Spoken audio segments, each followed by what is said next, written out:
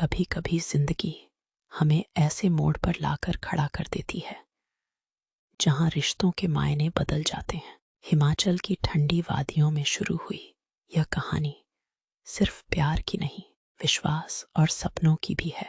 कुछ मुलाकातें किस्मत लिखती हैं तो कुछ फैसले इंसान खुद लेता है। लेकिन उस दिन जो हुआ उसने रितिका की जिंदगी हमेशा के लिए बदल दी। नमस्ते, मेरा नाम रितिका है।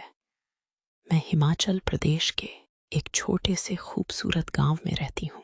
हमारा गांव ऊंचे ऊंचे पहाड़ों और देवदार के जंगलों से घिरा हुआ था। सुबह की ठंडी हवा और पक्षियों की मधुर आवाजें हर दिन को खास बना देती थीं। बचपन से ही मुझे पहाड़ों से बहुत लगाव था।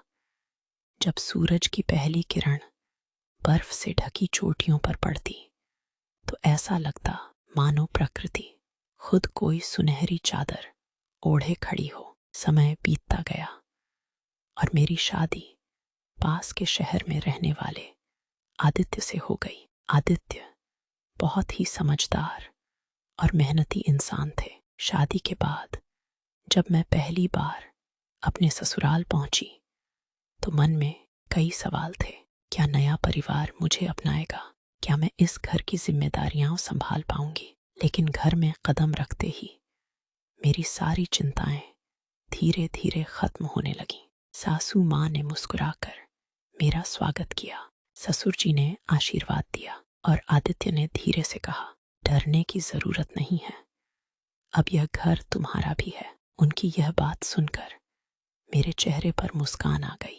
दिन गुजरने लगे, मैं घर के काम सीखने लगी। सुबह जल्दी उठकर आंगन साफ करती, पौधों को पानी देती और फिर सबके साथ चाय पीती।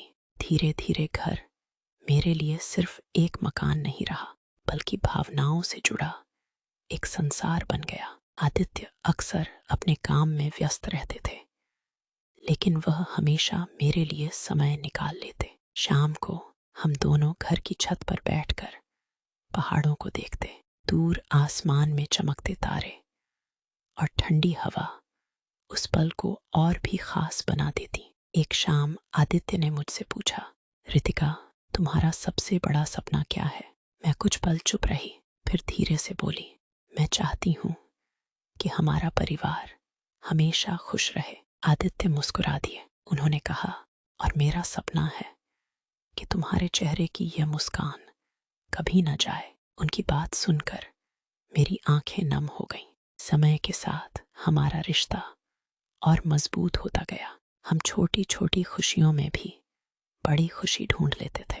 कभी पहाड़ों की सैर, कभी गांव के मेले, तो कभी बरामदे में बैठकर चाय पीना। सर्दियों का मौसम आ गया। एक सुबह जब मैं बाहर निकली तो पूरा गांव बर्फ की सफेद चादर से ढका हुआ था। मैं उस दृश्य को देखकर मंत्रमुग्ध हो गई। आदित्य ने मुझे आवाज दी, चलो आज पहाड़ियों तक घूम कर आते हैं। हम दोनों धीरे धीरे बर्फीले रास्तों पर चलने लगे। ठंडी हवा चल रही थी, दूर पहाड़ों पर सूरज की किरणें पड़ रही थीं। वह पल बेहद खूबसूरत था।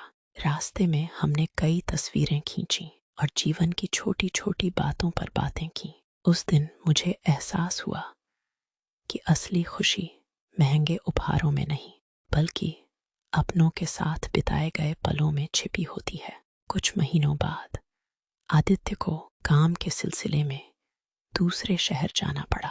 उनके जाने के बाद घर थोड़ा सूना लगने लगा, लेकिन उनकी बातें और यादें हर समय मेरे साथ रहती। हम रोज फोन पर बात करते। वह पूछते, खाना समय पर खा रही हो ना?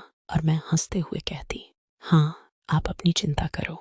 दूरी ने हमारे रिश्ते को कमजोर नहीं किया, बल्कि हमारा विश्वास और मजबूत हो गया। एक दिन आदित्य ने फोन पर कहा, रितिका, मैंने सोचा है कि हम अपने गांव में कुछ ऐसा काम करेंगे जिससे लोगों को रोजगार मिले। उनका सपना सुनकर मुझे बहुत खुशी हुई।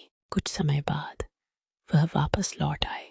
हमने मिलकर गांव में एक छोटा सा व्यवसाय शुरू किया। धीरे धीरे कई लोगों को रोजगार मिलने लगा। गांव के लोग खुश थे, हम खुश थे और जीवन अपनी सुंदर रफ्तार से आगे बढ़ रहा था। आज जब मैं अपने घर के आंगन में बैठकर पहाड़ों को देखती हूँ तो महसूस करती हूँ कि जिंदगी की असली खूबसूरती रिश्तों में छिपी होती है।